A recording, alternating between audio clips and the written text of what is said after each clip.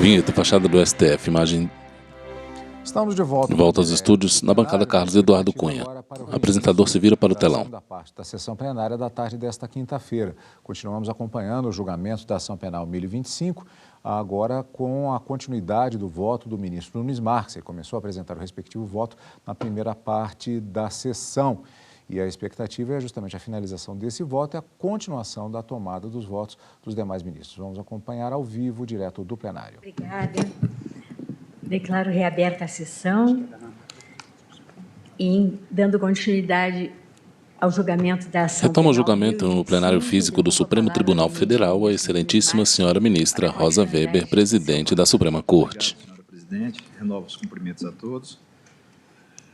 Impede assinalar, por necessário, que a condenação não pode se fundamentar também na denominada... Retoma o voto, excelentíssimo ministro Nunes Marques, ministro do STF. Quando o depoimento de determinado agente colaborador tenha sido confirmado por... Ministros votam a ação penal 1025, Ministério Público contra Fernando Afonso Collor de Mello e outros. Essa foi, inclusive, a orientação adotada por essa Corte no julgamento da ação penal 1019, que resultou na absolvição do deputado Wander Loubert, consoante voto proferido pelo revisor eminente ministro Celso de Mello, com apoio no magistério do professor Gustavo Padaró. Ministros julgam ação contra o ex-senador Fernando Collor por corrupção passiva, lavagem de dinheiro e integração de organização criminosa.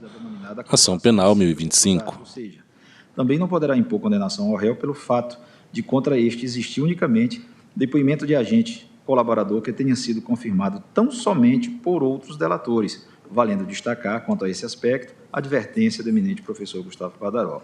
O valor probatório da delação premiada sobre o parágrafo 16 do artigo 4º da Lei 2.850/2013. A título de conclusão, podem ser formulados os seguintes enunciados. A regra do parágrafo 16 do artigo 4º da Lei 2.850/2013 aplica-se a todo e qualquer regime jurídico que preveja a delação premiada. Ao não admitir a condenação baseada exclusivamente nas declarações do delator, implica uma limitação ao livre convencimento como técnica de prova legal negativa. É insuficiente para o fim de corroboração exigido pelo mencionado dispositivo que o elemento de confirmação de uma delação premiada seja outra delação premiada de um diverso delator, ainda que ambas tenham conteúdo concordante. Caso o juiz fundamente uma condenação apenas com base em declarações do delator, terá sido contrariado o parágrafo 16 do artigo 4º da Lei 2.850 de 2013. Prossigo eu. Cumpre observar ainda que os documentos produzidos pelos próprios colaboradores não podem ser considerados elementos externos independentes de corroboração.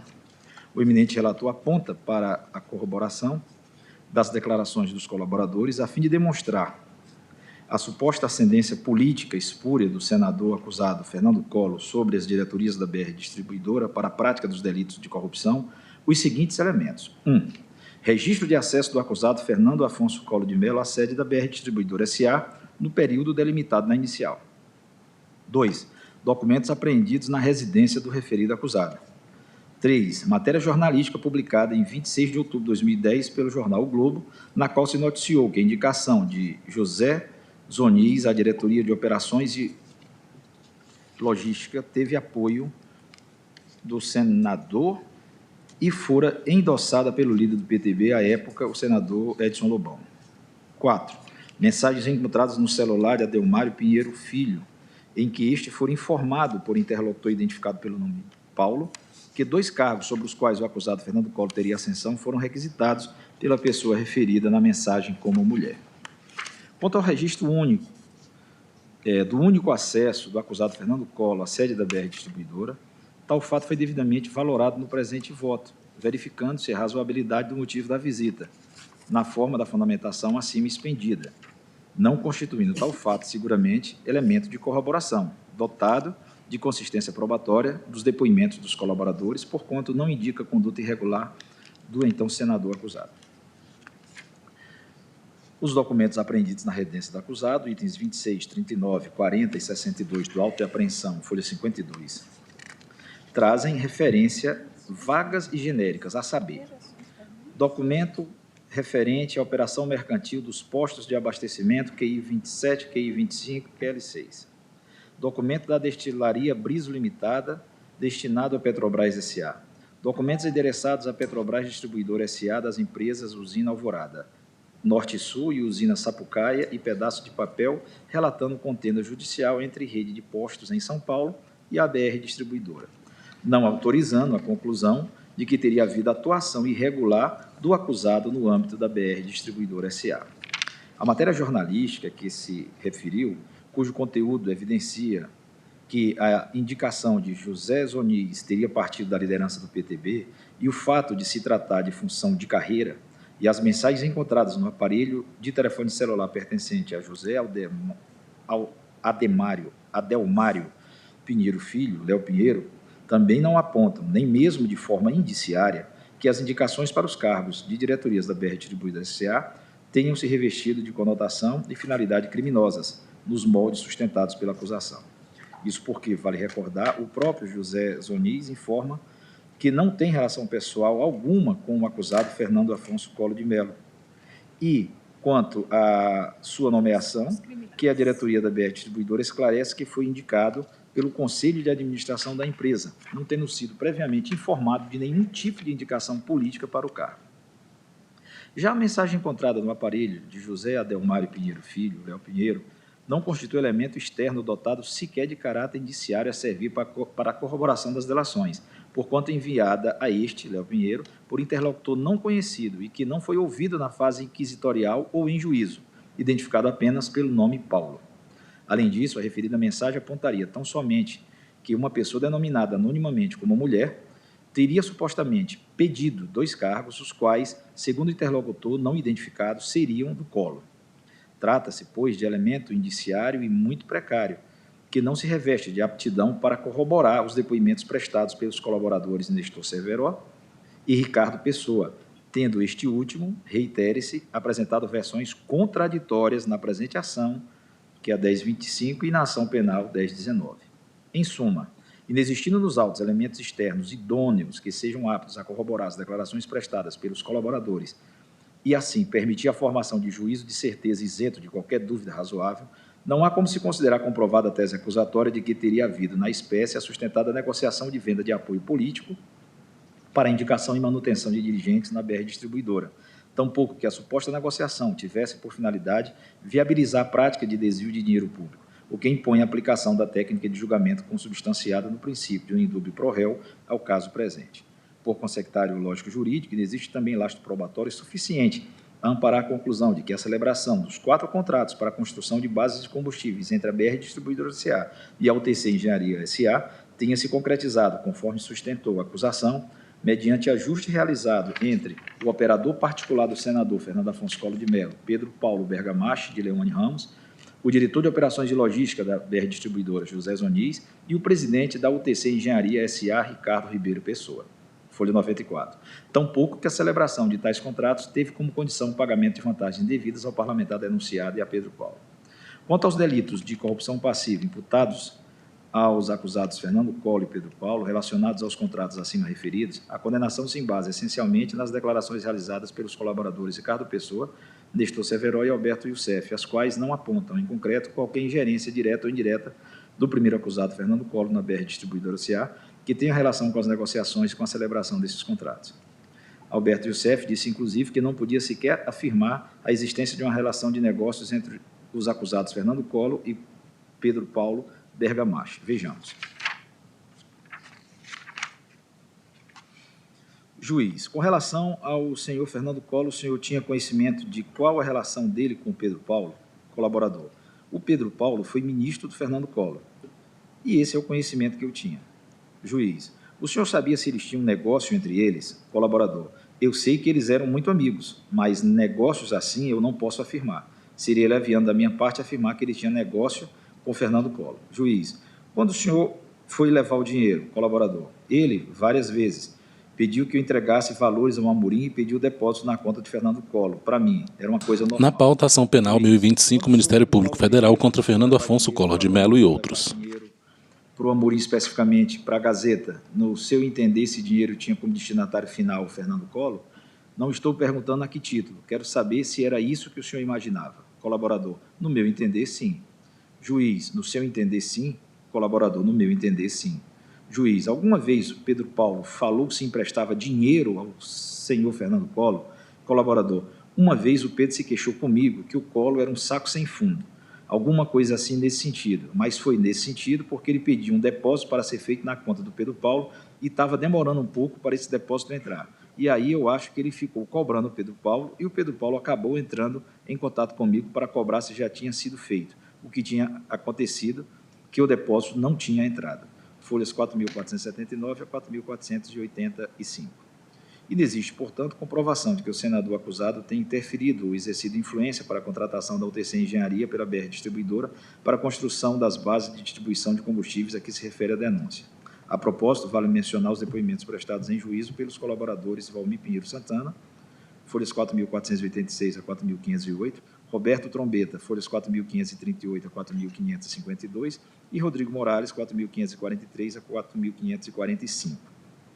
Flávio da Costa Almeida, ouvido pelo Grupo de Trabalho de Averiguação da Petrobras GTA, a respeito dos contratos firmados com a UTC Engenharia, afirmou que nunca teve conhecimento do fato de algum político ou de terceiro ter tentado intermediar a contratação da UTC. E em depoimento prestado neste Supremo Tribunal Federal, confirmou o depoimento colhido pelo Grupo de Trabalho de Averiguação da Petrobras. Folhas 7.158 a 7.163. Jorge Mário de Freitas, Marcos Aurélio Frotin Santana, Normande Sampaio de Almeida Júnior, Pedro José de Ávila Ormonde, Pedro Pontes Paone, Sinésio Neves de Souza e Tiago Araújo de Oliveira, de igual forma, negaram ter havido interferência externa de algum político ou terceiros para intermediar a contratação ou beneficiar o TC nos contratos com a BR Distribuidora S.A. Relatório conclusivo da GTA-DIP, PRD 19/2015, anexo 2. Como elementos externos de corroboração das delações de Ricardo Pessoa e Nestor Cerveró, o eminente relator se apoiou nas conclusões apresentadas pelo Grupo de Trabalho de Averiguação, GTA, no sentido da existência das seguintes irregularidades verificadas na contratação da UTC pela BR Distribuidora S.A. 1. Violação em favor da UTC do sigilo da estimativa de preços formuladas pela Sociedade de Economia Mista. 2. Escolha das empresas que figurariam como concorrentes com a frustração do caráter competitivo dos certames. Tal relatório, porém, não conferiu lastro probatório mínimo sequer para embasar o recebimento da denúncia pelos crimes de fraude à licitação e violação de sigilo funcional imputados ao acusado Pedro Paulo Bergamache de Leone Ramos, nos termos da decisão proferida por esta Corte. Eis o teor da decisão de rejeição da denúncia neste ponto. Da mesma forma, constato que os elementos indispensáveis ao recebimento da denúncia não são identificados na imputação referente a tais figuras típicas, fraude à licitação e de violação de sigilo funcional atribuídas a esse acusado. Com efeito, padece o relato acusatório de informações a respeito da maneira pela qual o acusado teria interferido no caráter competitivo das licitações em prol das empreiteiras referidas, ou, de qualquer modo, como teria quebrado o sigilo dos orçamentos estimados das obras de construção de bases de distribuição de combustível da Sociedade de Economia Mista. Não se ouviu de eventual ocorrência de favorecimento a empresas nas licitações a justificar instauração de procedimentos específicos. Contudo, aparentemente, as circunstâncias dessas supostas práticas delitivas revelam certa autonomia quanto à conduta atribuída, no presente caso, ao denunciado Pedro Paulo Bergamache, mais pertinente aos aspectos e delitos envolvendo a administração, o recolhimento e o repasse de propinas surgidas de contratos subjacentes às licitações dissimuladas. Enfraquece a tese acusatória não somente a falta de lastro probatório mínimo, mas também as informações delas extraídas, no sentido de que apurou-se que as empresas que possuíam contratos com a Petrobras, notadamente as maiores construtoras do Brasil, criaram um cartel que passou a atuar de maneira mais efetiva a partir de 2004, passando a dividir entre si as obras da Petrobras, evitando que outras construtoras não integrantes do cartel fossem convidadas para os correspondentes processos seletivos. Referido cartel atuou ao longo de anos de maneira organizada, inclusive com regras previamente estabelecidas. Antes do início dos certames, já se sabia qual seria a empresa ganhadora. As demais licitantes apresentavam propostas em valores maiores do que os apresentados pela empresa que deveria vencer, apenas para dar aparência da legalidade à falsa disputa. Por essa razão, também rejeito a denúncia quanto aos crimes de peculato, de frustração do caráter competitivo de licitação e de violação de sigilo funcional imputados ao denunciado Pedro Paulo Bergamache de Leone Ramos. Fecho aspas. Ademais, a estimativa de preço da BR Distribuidora não possuía caráter sigiloso, conforme apontou o relatório final GTA, DIP PRD 19/2015, ao consignar que, várias pessoas tiveram acesso às estimativas BAPOM e BASU e que o acesso era indiscriminado. Além disso, Flávia Gonçalves Sierra, funcionária da empresa responsável por designar a comissão de licitação, asseverou que, caso tivesse sido detectada qualquer irregularidade, o processo de licitação teria sido suspenso ou refeito. Folha 6.625, verso. Ainda como elemento externo de corroboração das delações de Ricardo Pessoa e Nestor Cerveró, o relator aponta os comprovantes de depósitos destinados à conta do acusado Fernando Collor para a formação do juízo condenatório pela prática do delito de corrupção passiva. A propósito dos valores depositados em favor do acusado Fernando Collor, Pedro Paulo assevera que tais importâncias têm origem em empréstimo que realizou em favor do primeiro, Collor, operacionalizado por Alberto Youssef no valor de R$ 1 milhão. A alegação foi confirmada pelo depoimento prestado em juízo por João Mauro Bosqueiro, ouvido como informante, folha 6.604. Alberto Youssef confirma, por seu turno, que Pedro Paulo mantinha com ele uma espécie de conta corrente, na forma de uma instituição financeira não oficial, e que a referida conta não se confunde com as contas para pagamento de propina, mas era simplesmente uma conta corrente para uso pessoal. O acusado, Pedro Paulo Bergamacho de Leone Ramos, em seu interrogatório, realizou o histórico da sua atuação profissional como empresário e negou que tenha figurado como operador do acusado Fernando Collor, além de apontar os infortúnios que o teriam levado a manter uma conta corrente junto a Alberto Youssef, em decorrência da alegada impossibilidade de utilizar o sistema financeiro. Confira-se, abro aspas, o réu. Perfeita excelência, se a senhora me permitir, eu gostaria, se possível, de contextualizar que, na verdade, eu reputo que o retrato que a denúncia traça a meu respeito é um retrato equivocado e que não corresponde aos fatos. Eu nunca fui, não sou, nem nunca fui operador do ex-presidente Fernando Collor e tampouco de qualquer outro político. A minha vida empresarial, a minha trajetória empresarial, que também escrita de uma maneira, ao meu juízo, equivocada, ela remonta desde a década de 80. Quem vota é o excelentíssimo senhor ministro Nunes Marques. Na pauta, Ação Penal 1025. 20 anos de idade, grupo que atuava em todos os segmentos da economia. De 2000, averiguaram que as empresas das quais eu participo no período de 2004 a 2014 constataram que nenhuma delas recebeu dinheiro público. Portanto, diferentemente do que narra a peça, eu passei sempre, predominantemente, envolvido com a iniciativa privada, sem nenhum tipo de envolvimento com o setor público. Em relação à denúncia propriamente dita, é a minha aproximação com Alberto Youssef, ela se deu num contexto muito específico, muito particular, e tem a ver com essa trajetória empresarial. A empresa da qual eu participava num determinado período, estamos falando aí de 1996, passou por um período turbulento, a exemplo do que passou todo o conjunto do setor na época, o setor imobiliário. E, em que pese, nesse caso específico, eu já ter deixado a companhia naquele momento, nós tínhamos feito uma cisão, onde eu fiquei com parte da empresa e outra parte ficou com um conjunto de sócios remanescentes.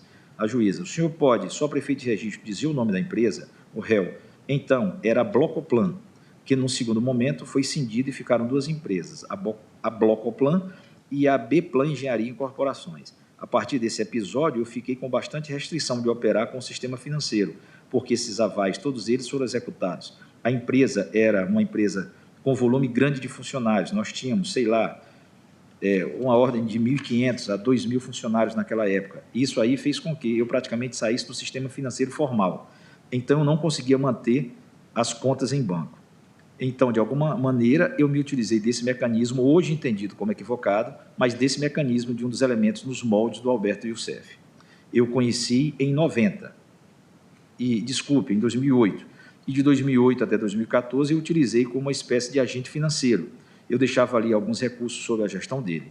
De 2008 a 2012, valores que não chegavam a ser expressivos, excelência, e esses valores, todos eles, constam da minha declaração de imposto de renda, que eu, inclusive, submeti aos autos.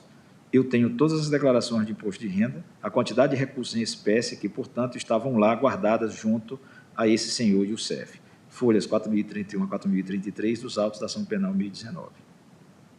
Prossigo. Ainda que se possa considerar duvidosa a realização do aludido empréstimo, tal circunstância não permite formar um juízo de certeza à luz dos elementos de convicção existentes nos autos, de que os valores dos depósitos destinados à conta corrente do senador acusado Fernando Collor sejam relacionados à prática do delito de corrupção passiva imputado a ele e a Pedro Paulo, porquanto a prova produzida não revelou a existência de qualquer atuação que demonstrasse eventual negociação de apoio político pelo parlamentar para indicação e manutenção de dirigentes da BR Distribuidora.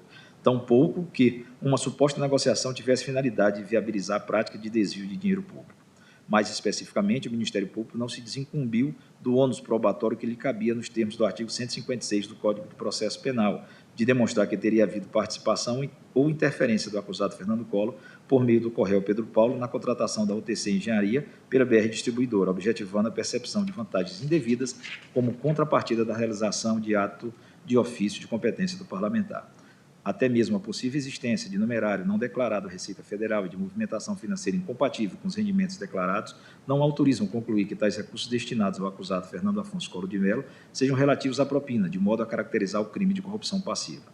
Nessa perspectiva, a absolvição dos acusados Fernando Afonso Collor de Mello e Pedro Paulo Bergamacho pelo delito de corrupção passiva, relacionado aos contratos firmados entre a UTC Engenharia S.A. e a BR Distribuidora S.A., é medida que se impõe um fundamento no artigo 386.7 do Código de Processo Penal.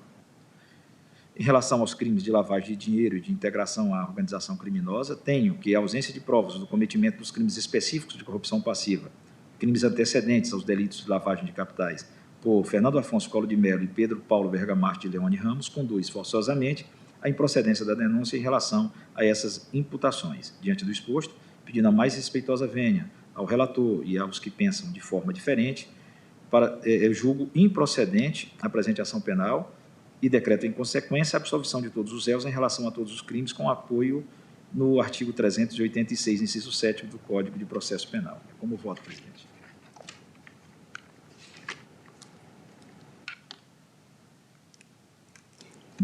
Agradeço ao ministro Nunes Marques. Colho o voto do ministro Luiz Roberto Barroso. Obrigado, presidente. Muito boa tarde a todos. Ministra Carmen Lúcia, cumprimento o eminente relator, ministro Luiz Edson Fachin, ministro Alexandre de Moraes, ministro Nunes Marques, que estão aqui no plenário, e cumprimento o ministro Luiz Fux e os colegas que participam por videoconferência e também a senhora secretária. Presidente, o meu voto será breve. O voto do eminente ministro relator analisou com densidade e proficiência os elementos dos autos. E digo eu que trata-se aqui de uma imputação por 3 crimes: corrupção passiva, lavagem de capitais e organização criminosa contra 3 réus: Fernando Collor de Mello, Pedro Paulo Leone Ramos e Luiz Pereira Duarte Martins. A denúncia narra que entre 2010 e 2014, os 3 denunciados... Para o voto, o ministro Luiz Roberto Barroso, vice-presidente do STF. Desvios de recursos da Petrobras, distribuidora da BR, distribuidora, caracterizando o crime de corrupção passiva, além, como já disse, da ocultação e dissimulação da origem desses recursos, que caracteriza a lavagem de dinheiro, e também pelo fato de terem se unido pré-ordenadamente em uma organização criminosa para a prática desses delitos, todos eles sancionados com penas superiores a 4 anos, as penas máximas. O ministro Luiz Edson Fachin rejeitou as preliminares e julgou precedente, em parte, a denúncia. Em relação aos crimes de corrupção passiva, Sua Excelência absolveu todos os réus da imputação do delito de corrupção envolvendo o contrato de troca de bandeira de postos de combustível celebrado entre a Derivados do Brasil e a BR, portanto, uma hipótese de absolvição. Absolveu também no contrato de gestão dos programas de cartão de crédito, absolveu no tocante à construção e locação de armazéns e produtos químicos da BR, em Macaé, e condenou, no entanto, em uma das imputações, os réus Fernando Collor e Pedro Leone Ramos, pelos contratos de construção de bases de combustíveis com a UTC Engenharia Sociedade Anônima. Portanto, dos 4 itens da denúncia, Sua Excelência acolheu apenas um, julgando procedente e condenando os réus. Eu estou, presidente, acompanhando o eminente relator quanto às preliminares, estou acompanhando quanto às absolvições e estou acompanhando quanto à condenação em relação a esse último delito, esse do contrato de construção de bases de combustíveis com a UTC. por entender que tanto a materialidade quanto a autoria estão comprovados para além, presidente, de qualquer dúvida razoável. O eminente relator analisou minuciosamente o conjunto probatório, um voto que, inclusive, facilitou muito a vida dos colegas pela arrumação didática e analítica do voto, mas considero muito importante destacar que as imputações foram corroboradas suficientemente nos autos por declarações do colaborador Nestor Severó, por declarações do colaborador Ricardo Pessoa, por declarações do colaborador Alberto Youssef, por declarações do colaborador Rafael Ângelo Lopes e pelo depoimento de Valmir Pinheiro Santana, que era funcionário da UTC Engenharia e que recebeu a incumbência de fazer os pagamentos que foram feitos por intermédio de Pedro Paulo Leone Ramos. Na pauta, ação penal 1025, Ministério Público Federal contra Fernando Afonso Collor de Mello. Também destaco... Quem vota é o excelentíssimo senhor ministro Luiz Roberto Barroso, vice-presidente do STF. Esse aspecto da denúncia que foi acolhido pelo ministro Luiz Edson Fachin. Registros de entrada de Rafael Lopes e Adarico Negromonte, que eram subordinados do Alberto Youssef, na sede da UTC, a UTC Engenharia, nas datas que correspondiam aos cronogramas de pagamento, um elemento importante de corroboração. Também corroborou a acusação à análise do grupo de trabalho da BR Distribuidora e comprovantes apreendidos na casa de um dos colaboradores, Alberto Youssef, e, por fim, mensagens encontradas no celular de José Aldemário Pinheiro Filho. De modo que considero que existe prova em quantidade suficiente e de diferentes procedências que transcendem as meras colaborações premiadas que, por si só, ou por si sós, não seriam suficientes. De modo que eu estou acompanhando o eminente relator na condenação pelo crime de corrupção passiva desses 3 réus que já nominei e, tal como Sua Excelência, estou absolvendo o réu Luiz Pereira Duarte de Amorim, com base no artigo 386.7 do Código de Processo Penal. Também estou acompanhando o relator, presidente, na condenação pelo crime de organização criminosa. Conforme destacado, aliás, pelo próprio relator, os acusados integravam um grupo que se organizou, que se concertou para a prática desses crimes de corrupção passiva, auferindo vantagem pecuniária de natureza ilegítima. E, por fim, presidente, no tocante à terceira imputação de lavagem de capitais, eu estou, tal como relator, absolvendo os réus da imputação de lavagem de dinheiro por meio da aquisição de automóveis de luxo, imóveis, obras de arte, lancha e custeio de despesas pessoais. Estou absolvendo da imputação de lavagem de dinheiro o réu Pedro Paulo Leone Ramos e estou condenando pela lavagem os réus Fernando Afonso Collor de Mello e Luiz Pereira Duarte de Amorim pela lavagem de capitais consistente na ocultação e dissimulação da origem ilícita de 20 milhões de reais recebidos em contrapartida à corrupção envolvendo os contratos celebrados com a UTC. Apenas como destaquei na nossa sessão de ontem, presidente, embora acompanhando o relator na contagem, na condenação pela lavagem, eu aqui estou propondo, e Sua Excelência, com a fidalguia de sempre, se dispôs a considerar e refletir, eu estou aqui propondo uma interpretação diversa aos atos de lavagem. O ministro Fachin votou pela condenação dos réus pela lavagem, pela ocultação ilícita dos 20 milhões, e destacou que foram depósitos fracionados. 42 crimes ele considerou por depósitos na conta pessoal do réu Fernando Collor e 65 crimes de lavagem pelo depósito de valores nas contas do Grupo Arnon de Mello. Tanto contas na pessoa física e depósitos na conta da pessoa física e depósitos na conta da pessoa jurídica. Embora esse fracionamento e os valores sejam valores impressionantes, o crime antecedente foi um único crime, que foi o da corrupção passiva pela celebração do contrato com a UTC. Portanto, a contrapartida de uma única conduta delituosa.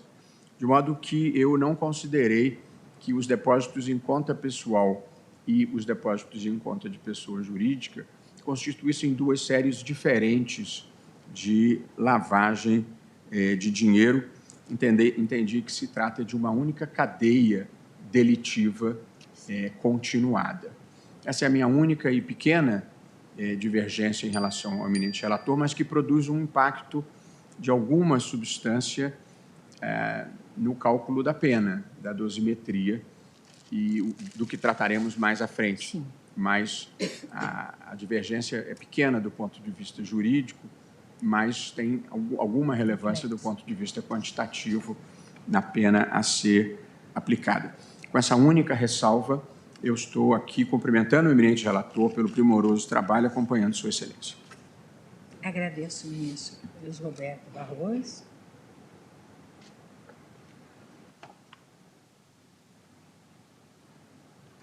Temos 7 minutos ainda. Ministro Luiz Fux.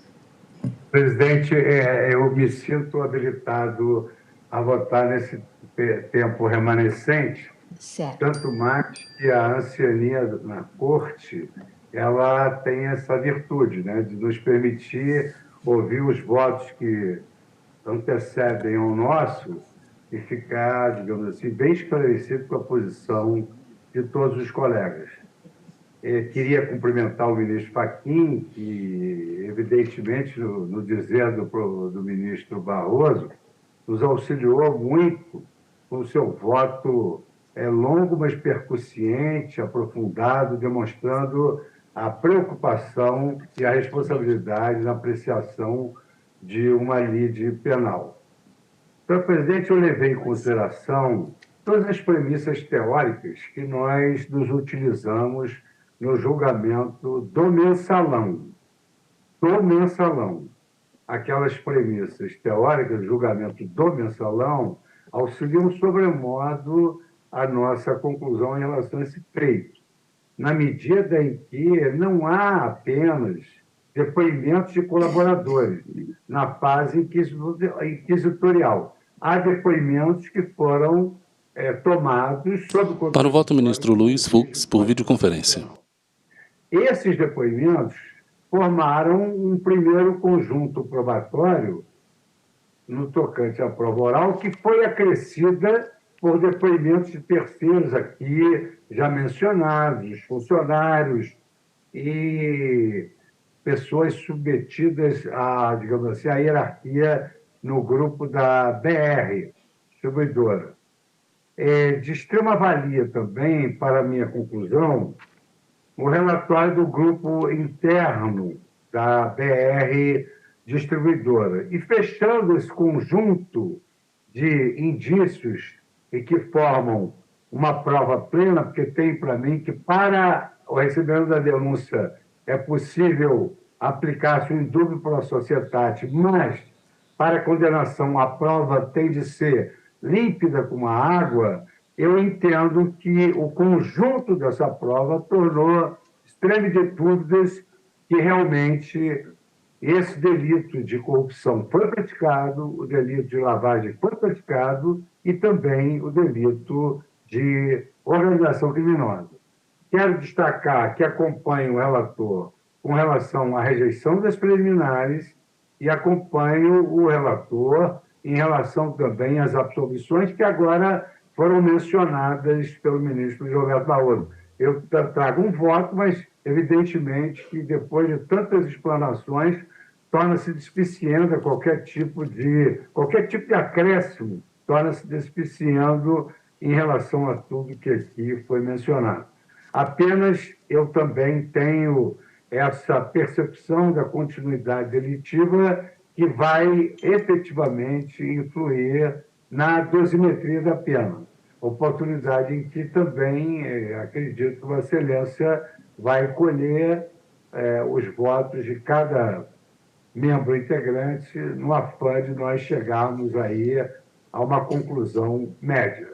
Mas eu estou acompanhando o relator nas absolvições, nas preliminares, entendo realmente que para a corrupção, crime único, vou aplicar a continuidade delitiva na dosimetria, mas vou aguardar o momento próprio para, digamos assim, concluir juntamente com o egrégio tribunal.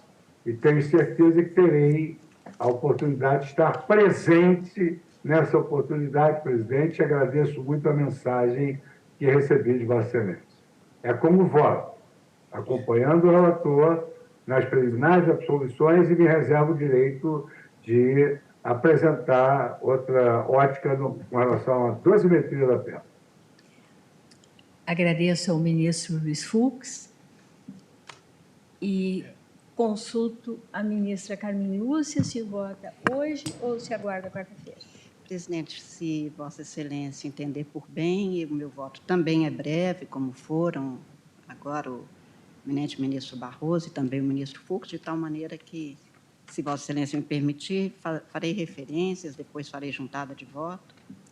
Como a escolha de Vossa Excelência. Está com a palavra para votar. Cumprimento Vossa Excelência, os senhores ministros, de uma forma muito especial, o ministro Fachin, que, como já foi aqui enfatizado, facilitou a vida dos juízes do tribunal, ao fazer de forma tão clara a exposição do quadro. De roupa preta com flores de decoração e toga preta sobre os ombros, quem vota é a excelentíssima senhora ministra Carmen Lúcia, à esquerda da mesa. Realçou pontos importantes, e nisso, portanto, deixou um cenário mais fácil para a gente levar a efeito esse julgamento.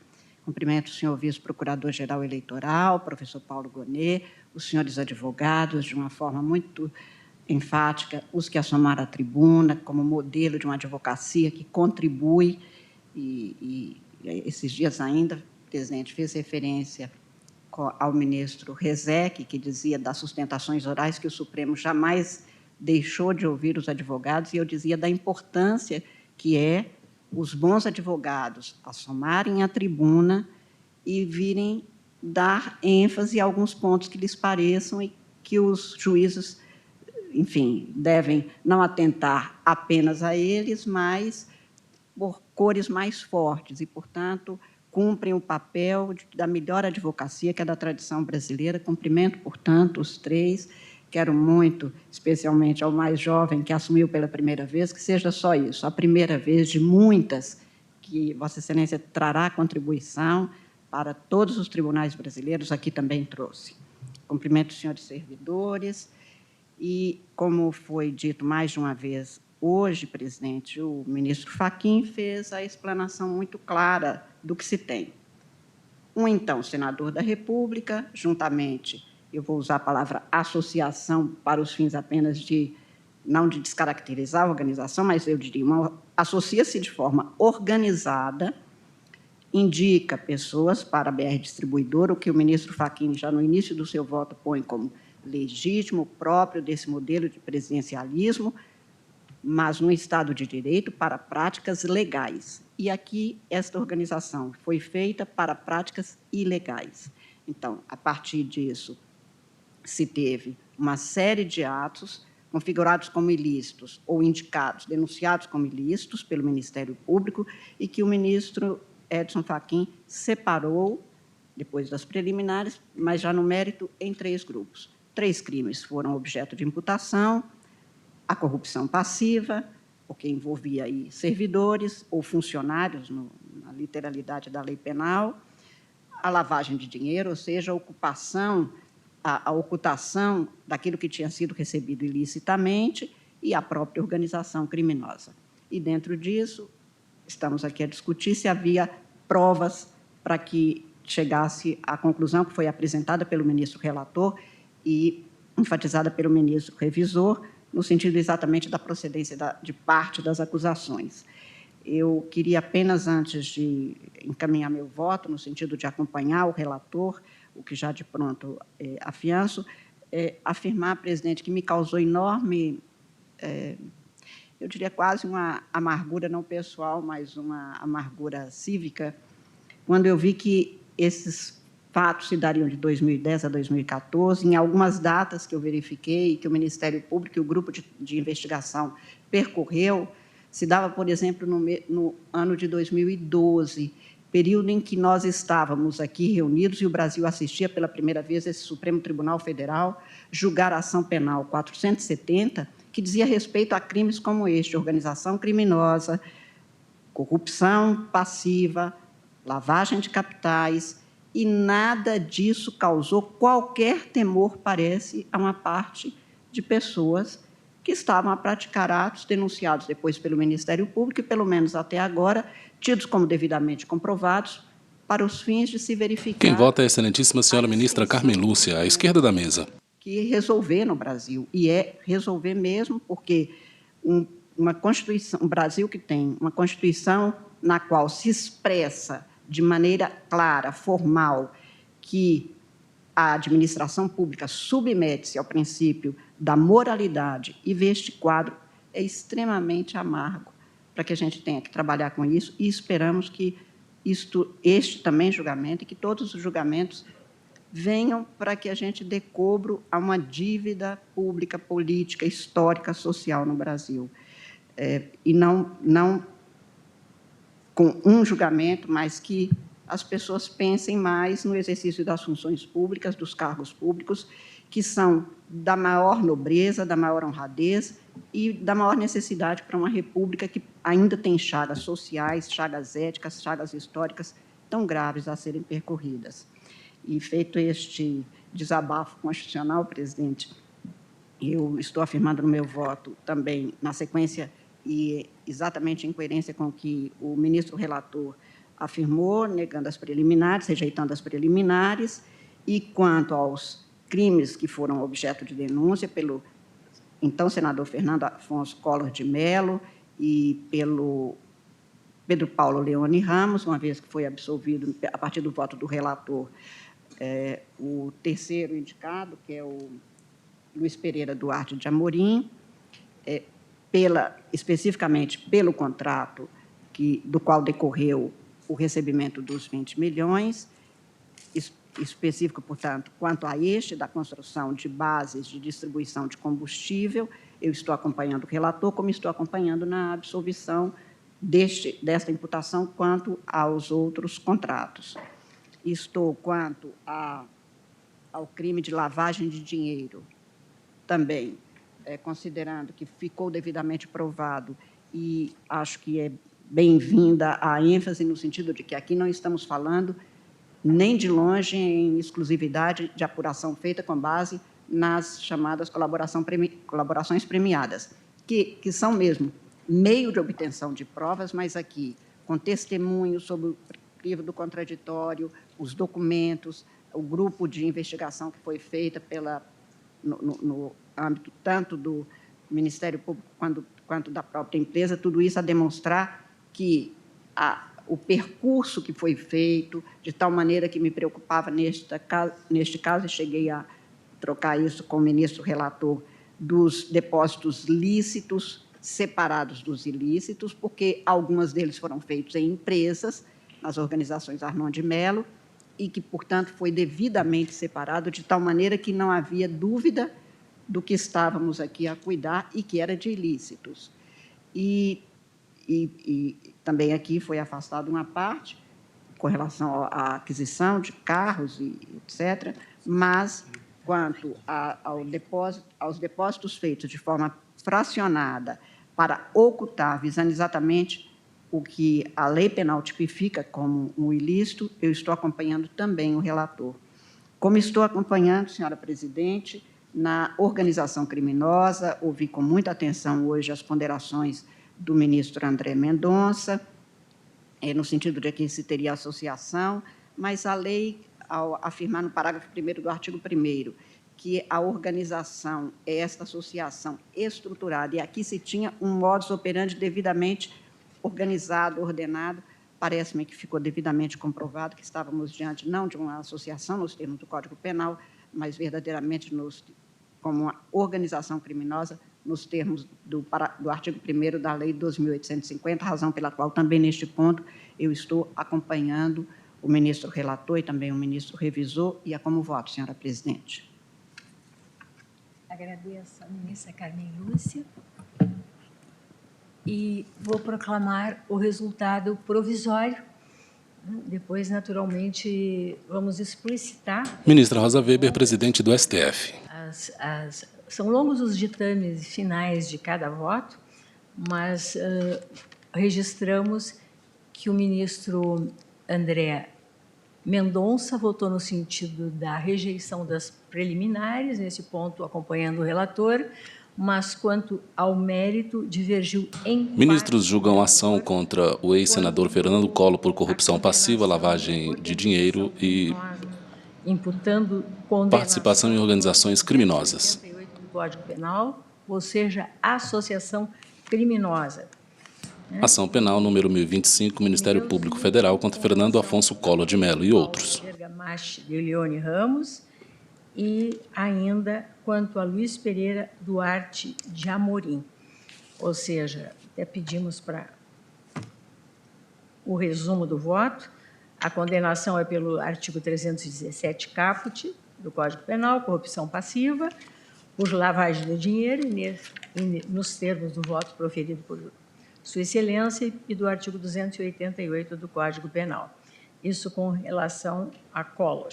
Com relação a Pedro Paulo, é apenas o crime de corrupção passiva e associação criminosa, ou seja, houve absolvição quanto à lavagem de dinheiro. E com relação a Luiz Pereira Duarte de Amorim, condenação por lavagem de dinheiro e pelo delito do artigo 288 do Código Penal, associação criminosa. Essa, depois, vamos explicitar toda a parte dispositiva. O voto do ministro Nunes Marques acompanha o relator quanto à rejeição das preliminares, mas julga improcedente a denúncia. É isso, né, ministro Nunes Marques? E os ministros Luiz Roberto Barroso, Luiz Fux e Carmen Lúcia acompanham o voto do eminente relator, naturalmente com relação à condenação. Depois a dosimetria nós vamos debater oportunamente, porque aí talvez haja alguma divergência, vamos enfrentar. Eu agradeço imensamente a todos, desejo uma ótima noite, declaro encerrada a sessão. O processo terá continuidade de julgamento, primeiro horário da próxima quarta-feira.